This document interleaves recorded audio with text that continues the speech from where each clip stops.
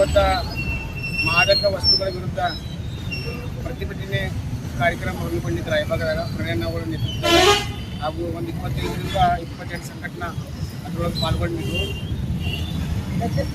ಈ ಕಾರ್ಯಕ್ರಮ ಉದ್ದೇಶ ಇಷ್ಟ, ನಮ್ಮ ರಾಯಬಾಗ ಊರಾಗ ಒಂದು ಇತಿಹಾಸ ಐತಿ. ಎಂಥ ವಿದೇಶ ಅಂತಂದ್ರೆ ಎಲ್ಲರೂ ಯುದ್ಧ ಯಾರಾಗ್ತಾರೆ ನೋಡ್ರಿ. ಶಾಹು ಮಹಾರಾಜನ ಕಾಲದಾಗ ನಮ್ಮ ರಾಯಬಾಗ ಊರಾಗ ಅಖಾಡಗಳಿದ್ದು. ರಾಯಬಾಗ ತಾಲೂಕಾದ ಕುಸ್ತಿ ಅಖಾಡ ಇರುವಂಥ ಹೆಚ್ಚು ಅಖಾಡ ಇರುವಂಥ ತಾಲೂಕು ಅಂದ್ರೆ ನಮ್ಮದು ರಾಯಬಾಗ ತಾಲೂಕು. ಇಲ್ಲಿ ಆಗಿನ ಟೈಮ್ದಿಂದ ಇನ್ನೂ ತನಕ ವ್ಯಸನ ಮುಕ್ತ ಅವತ್ತಿಂದನೇ ಬಂದಿದ್ದ. ಇನ್ನು ಕೆಲವೊಂದು ದಿನಗಳು ಇದು ಒಂದು 2-3 ವರ್ಷ ಬಂದ್ಮ್ಯಾಗ ಎಲ್ಲ ರಾಜಕೀಯವಾಗಿ ವಿದ್ಯಾರ್ಥಿಗಳನ್ನ ಅವರ ಸಣ್ಣ ಪುಟ್ಟ ಬೇಡಿಕೆ ಅಂದರೆ ಆಶೆಗಳನ್ನು ಪೂರ್ತಿ ಮಾಡೋಕ್ಕೆ ತಮ್ಮ ಫಾಯ್ದೆ ಸಂಬಂಧ ಅವ್ರು ದುರುಪಯೋಗ ಮಾಡ್ತಾರೆ. ಆ ಕಾರಣಕ್ಕಾಗಿ ನಮ್ಮ ರಾಯಬಾಗ ಊರಾಗ ಇವತ್ತು ಗಾಂಜಾ ಆಗಿರ್ಬೋದು, ಅಫೀಮ್ ಆಗಿರ್ಬೋದು, ಅಥವಾ ನಿದ್ದಿಗಳಿಗೆ ನಾವು ಕೊಡ್ತಾರೆ. ನಿದ್ದಿಗಳಿಗೆ ಕೊಡೋದಂದ್ರೆ ಅದು ವಿಷಯನ ಸಣ್ಣ ಏನೋ ಬರೀ ಗಾಂಜಾ ಅಷ್ಟ ತಿನ್ನಾಕೋತಿದ್ದು. ಕೆಲವೊಂದು ವಿಷಯದಾಗ ಇಂಜೆಕ್ಷನು ಮಾಡ್ಕೊತಾರೆ.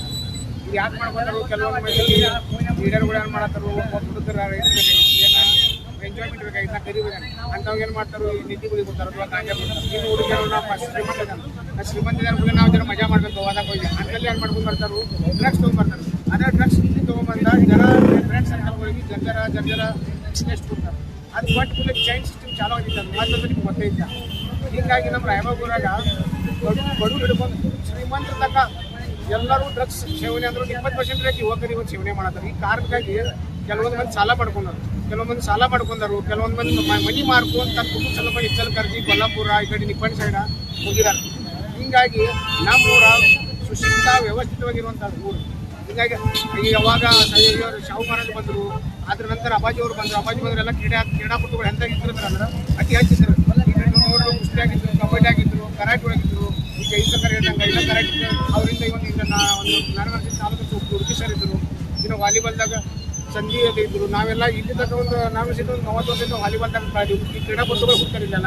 ಈ ಕ್ರೀಡಾಪಟು ಹುಟ್ಟು ಏರಿಯಾದಾಗ ವ್ಯವಸ್ಥಿತವಾಗಿರುವಂಥದ್ದು ಐಕ್ಯ ಜನರಿರೋ ಜಾಗದಾಗ ಇಂಥ ಕೆಟ್ಟ ವ್ಯಸನ ಬಂದ ನಮ್ಮ ರಾಯಬಾಗನ್ನ ಸರ್ವನಾಶ ಮಾಡಾಕಿ. ಆ ಕಾರಣಕ್ಕಾಗಿ ಪ್ರಣಯಣ್ಣ ಅವರ ಒಂದು ಒಳ್ಳೆಯ ಕಾನ್ಸೆಪ್ಟ್ ಇಟ್ಕೊಂಡ, ಒಳ್ಳೆಯ ವಿಚಾರ ಇಟ್ಕೊಂಡ ನಮ್ಮೂರ ದೈಹಿಕವಾಗಿ ಮಾನಸಿಕವಾಗಿ ಸದೃಢವಾಗಿರಲಿ, ವ್ಯವಸ್ಥಿತವಾಗಿ ಒಂದು ಅಭಿವೃದ್ಧಿ ಹೊಂದಕ್ಕೆ ನಮ್ಮ ಶಾಂತಿಯಿಂದ ಸಂತೋಷದಿಂದ ಇರಬೇಕಲ್ಲ ಈ ಕಾರ್ಯಕ್ರಮ ಹಮ್ಮಿಕೊಂಡಿದ್ದಾರೆ.